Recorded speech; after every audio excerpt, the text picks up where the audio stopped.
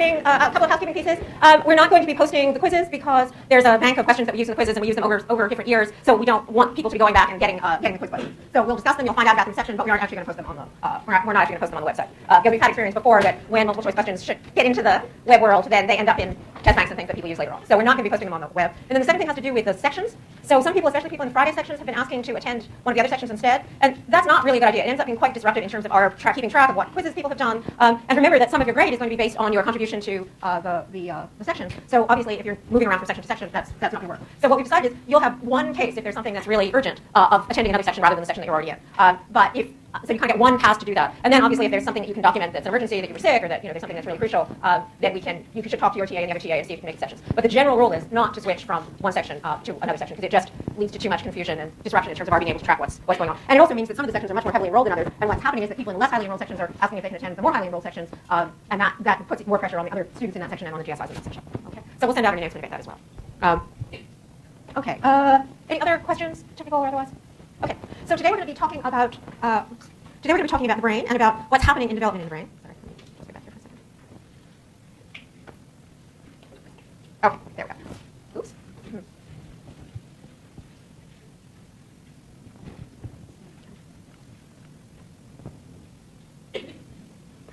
There we go.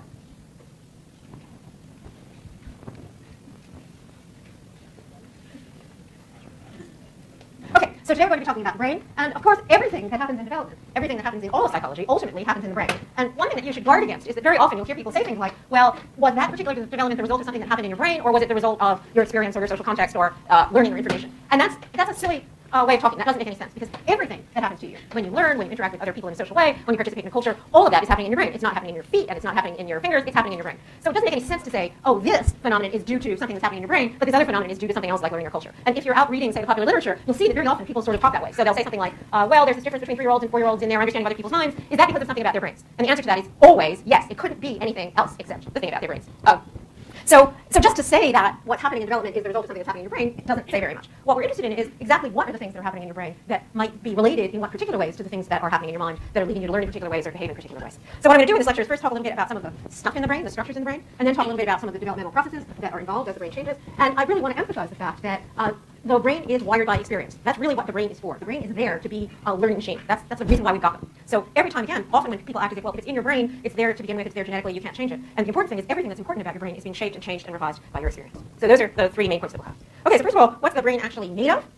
Well, the basic unit of the brain is a neuron, and it's a particular kind of cell with particular kinds of properties, and really it's a cell that's designed to connect to other cells. That's the basic principle of how the brain works. And there are little branches that come out from the cell, the neuron, the dendrites, which are sort of receivers that get input from other neurons, and then the axons, which actually are the senders that actually send electrical impulses to other neurons. So every neuron has dendrites, which are places where signals from other neurons are going to be received, and axons, which are places where the cell is going to send electrical signals to other neurons. And that basic structure, that basic process of electricity going from one neuron to the other, is the basic process that enables the brain to do its work. So an analogy that lots of people have used, but it seems like the right one is, it's like a computer that has many, many different units that are connected together and are sending electricity from one to the other, and that process of sending electricity actually manages to end up, amazingly enough, with a system that can learn and compute and can think and can feel and can experience and can do all the things that we do as human beings. And an extremely important part of that process is the synapse. The synapse is the connection, the place where the axons and the dendrites meet. So the synapse is the place where that electrical exchange takes place from one cell to another. And it isn't just electrical exchange, it's also chemical exchange. So in addition to sending electricity from one neuron to another, a wide array of different kinds of chemicals, neurotransmitters, are also sent from one neuron to another at the synapse. You guys should probably all know this from your previous classes and stuff. But it's good to have a bit of a review. Now, the brain also, so at the fine micro level, the brain's organized in terms of these neurons that connect with one another. But at the macro level, the brain also seems to be organized. So different big parts of the brain, generally and in general and overall, serve different kinds of functions. And over probably 150 years now studying the brain, we've identified some of these big units in the brain. So, for example, the occipital lobe, which is the part in the back of the brain, is responsible for vision and visual processing. And the temporal part is responsible for auditory processing, and so forth. One of the most, sorry, let me backtrack a little bit. There's one big division that you can see in the brain, and that's a division between the subcortical parts of the brain. These are the parts of the brain that are coming out at the base of the spine, and the cortex. The cortex is the part that's been most dramatically expanded in human beings, and it's where a lot of what we think of as higher processing actually takes place. Although those subcortical processes seem to play an important role as well. Okay, so we have these different parts of the cortex, and they seem to do different things. One of the most striking and important parts of the human brain is this part in front, the prefrontal cortex. And that part is especially expanded for human beings. And that part of the brain is actually the latest part of the brain to mature. So recent studies show that the wiring in that prefrontal cortex, that part of the brain, isn't finished until 25 or 26 years old. So that part of the brain is the part of the brain that's involved in planning, in inhibiting impulses, in being able to defer gratification now so that you can do something later on, in focusing attention on the things that are just important. A good way to think of it is it's kind of like the chief executive office of the brain. It's the part of the brain that tells all the other parts of the brain what to do. And people often talk about that prefrontal area as the kind of executive function, the executive part of the brain. But it's important to also say it's a big, giant piece of real estate in the brain, and people are discovering more and more that individual parts within that prefrontal cortex do different things and have different kinds of functions. So it's a big question about exactly how that part of the brain is working. And as I say, one of the interesting things about that part of the brain is that it's so late to mature. It gets wired much later than any of the other parts of the brain. And to a certain extent, when you look at the maturation of synapses in various parts of the brain, you can think of them as reflecting the kind of learning and development we see going on. So for example, that occipital lobe that I mentioned, the visual part of the brain, that's pretty much wired up by the time babies are about a year old. So that part of the brain seems to be being shaped in this early part of development when babies are starting to develop their capacities for vision. Whereas the temporal part of the brain, the part of the brain that's responsible for language, isn't finished being wired up until children are about 5, which again makes sense if you think that children are learning language between about 18 months and about 5. And as I said, this prefrontal part of the brain isn't finished being wired, doesn't completely finish developing until it may still be wiggling around even in people in this very room. So now, one of the interesting points about that very late wiring of the prefrontal area is that very often when you hear people talking about the fact that the frontal lobe is so late to develop, basically the picture they have is that the baby brain or the child's brain is kind of a defective version of the grown-up brain. And you'll even hear people comparing babies and children to, say, people who have brain damage. And I think that's a really bad way of thinking about what's going on in the brain. So it isn't as if what's happening is that all the good parts just only come in late, and then you have to wait with these defective brain damaged babies, or even occasionally defective brain damaged 25-year-olds until they turn into adults. In fact, one of the things that you could argue is that some of these patterns of brain development reflect the kinds of agendas, the things that are important to get done at various stages of development. So, for example, if your main agenda is to actually go out in the world, be productive, mate and predate, and do all the things that you need to do as adults, then having that executive function in place is a really, really good thing. On the other hand, if your agenda is to learn as much as you possibly can, as quickly as you can, it may be that having a very focused control system isn't actually the best thing to have. So there's some evidence, for instance, that when jazz musicians are improvising, they actually shut down that part of their brain, that executive part of their brain. When they're playing from a score, they actually use that executive part of their brain. And what that suggests is that part of what may be happening with young children and even with adolescents is that the very fact that they don't have as much control, which leads them to be more impulsive, get into everything, take more risks, also enables them to learn more and imagine more and be more creative and be more wide-ranging. So it isn't always the case that having more of something, in particular having more prefrontal activity, is actually better. In fact, there's even at least a few studies suggest that there's a correlation between higher IQ and later prefrontal wiring. So for all of you here who are wondering when you're going to grow up, not being completely grown up actually may be connected with being smarter. So when we sort of present this development, often the implicit feeling you have is that there's a kind of progress where as you're developing, you're getting a brain that's better and better and better. And that's probably not really the right way of describing it. As you develop, you're getting a brain that's better at doing some things than other things. The things that the babies and children are good at doing, especially learning new things, are different from the kinds of things that an adult brain is good at doing, like going out in the world and making things happen. Another important structural process in the brain, fact about the brain, is that the brain actually has two separate hemispheres. So there's really two brains, and each of those hemispheres has all the bits, the same kinds of bits and pieces in the same structure, and they're connected through the corpus callosum, which is this big band of tissue in the middle of the brain. And one of the things that, again, happens across development is that there's more and more asymmetry between the two halves of the brain. So when you look at babies, for example, you don't see very strong preferences for, say, left-handed or left hands or right hands. You don't see as much asymmetry in the brain. And one of the things that happens as we get older is that there's more and more differentiation between those two halves of the brain. And there's a lot of it's funny because even though people have known this for a really long time, exactly what the differences are is still not very clear. So this is one of those areas where people in the world at large, or out in the lay world, like to use the brain as a metaphor. So very often you'll hear people talking about the two halves as if the right half is the intuitive, touchy-feely, artsy part of the brain, and then the left half is the tough, analytical, logical part of the brain. And that's a nice metaphor for what people are like, but it isn't really a good description of what's going on with the two halves of the brain. And it's still kind of mysterious about exactly what it is, what the differences are in function between the two halves of the brain. We definitely know that language is typically associated with the left half of the brain, and that visual abilities are more associated with the right half of the brain. But after that, it's not really clear exactly what the halves of the brain are serving.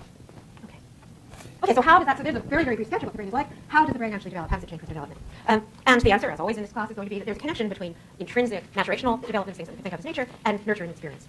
So here's some of the most fundamental, basic processes that we know are going on in the brain. We know that one thing that happens in the brain is neurogenesis. Neurogenesis means actually producing more neurons, so actually growing more neurons. And there's a great deal of neurogenesis during fetal development. So during the period of time when the baby's actually growing in the womb, there's a lot of this production of new neurons. Until relatively recently, the conventional wisdom was that after you were born, this process stopped, that there wasn't any more neurogenesis. But in the past 10 years or so, there's increasing evidence that even adults actually can produce new neurons. And it's kind of interesting because the places where they produce new neurons are in parts of the brain like the hippocampus, which is very involved in memory and learning. And there's quite a lot of evidence now that there are actually new neurons being produced in the hippocampus. It's a kind of interesting scientific story because the person who discovered this was a woman named Elizabeth Gould, and it was one of those things where there was a tremendous intellectual battle before that idea actually could become accepted. And now I think it's pretty generally accepted that certainly in some parts of the brain we're continuing to make new neurons. And I think that's an example of something more general, which is that 15 or 20 years ago, even though people, of course, recognized that the brain had to change, I think we underestimated how much the brain could change and how much the brain could change throughout development. So I think what we've realized is essentially the moral is the more we study the brain, the more plastic and changeable it is in all sorts of different ways. And neurogenesis is just one example of that. The other thing that neurons do is that they actually migrate. So they start out in a sort of small clump, and then those axons and those dendrites start to develop, and those axons and dendrites move around trying to find other neurons to connect to. And interestingly, although a lot of that process of migration takes place before the baby is born, in the cortex, that migration takes place most intensely afterwards. So what that means is that the decisions about which dendrite is going to hook up with which axon are actually being made based on the experience that the baby or the child is having. Another process that's going on in development is called myelination. And myelination means that there's a kind of sheath of myelin, which is kind of fat, that forms around axons. And it's kind of like the insulation in wire. You know, when you put wire together, there's a wire in the middle, and then there's kind of white or yellow or red plastic insulation, rubber insulation around it. And the myelin acts like that kind of insulation. Think of it as being the kind of insulation around the axons and dendrites that are the wires. And that actually enables the transmission of information to be quicker and more efficient and makes it less likely to be leaky or noisy. And that's a process that takes place gradually throughout development. But perhaps the most important two processes that take place across development are synaptogenesis on the one hand and pruning on the other hand. So synaptogenesis has to do with the way that each neuron forms synapses with thousands and thousands of other neurons. So migration, which I mentioned before, is about how the neurons are actually physically moving to different places in the brain. But once they're settled in a particular place in the brain, they still engage in this process of sending out feelers that make synapses to other neurons in the brain. And essentially the way that this works is that to start out with, there's this tremendous proliferation of synapses. So to start out with, you see many, many, many, many connections between each neuron and all the other neurons. And then, so you can see this really vividly if you look at that chart. So you can see that in the first 6 months, what's happening is there's this tremendous proliferation of new neurons.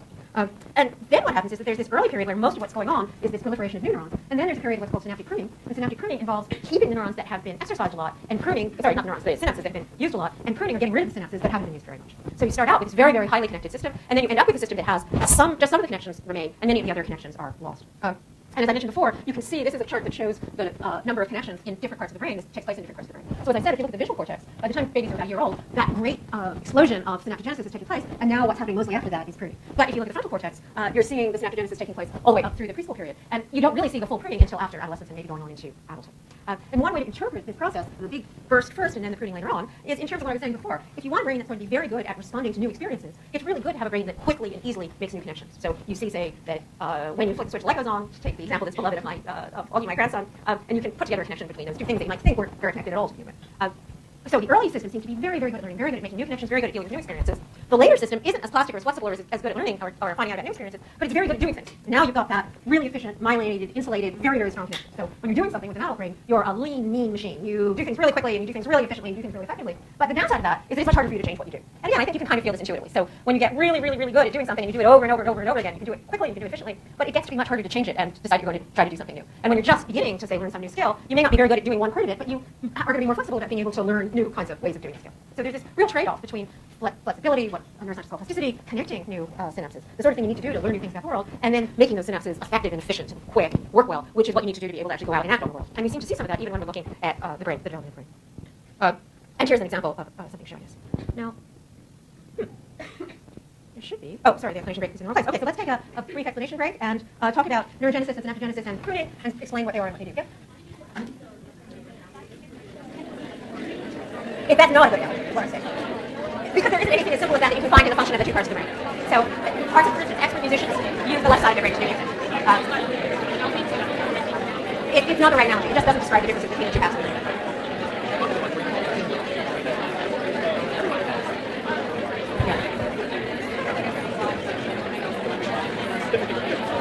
So for example, a really good artist is using the left brain to do that kind of high level of artistic or musical skill. Now, if you look in you, probably what happens is that you'll see more activation of the right brain than like for art. But it's not quite clear whether that's because somehow that part of the brain is the artsy part and the other part is the analytic part, or because that's the part of your brain that you use for things that you haven't practiced as much, for example. So we don't know exactly when you try to look more in a more fine-grained way. Both parts of your brain seem to be doing just about everything you do, and as Nanny said, just about everything you do seems to be calling on both parts of your brain. So it's actually pretty hard to sort out which half is doing it.